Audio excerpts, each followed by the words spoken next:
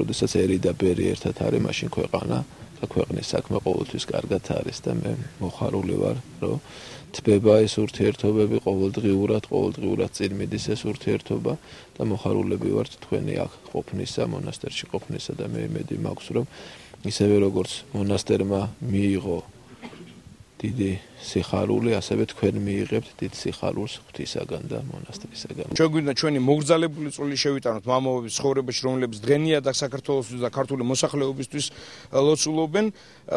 დღევანდელი ჩვენი აქცია არ არის ერთჯერადი, ეს გაგრძელდება მომავალშიც.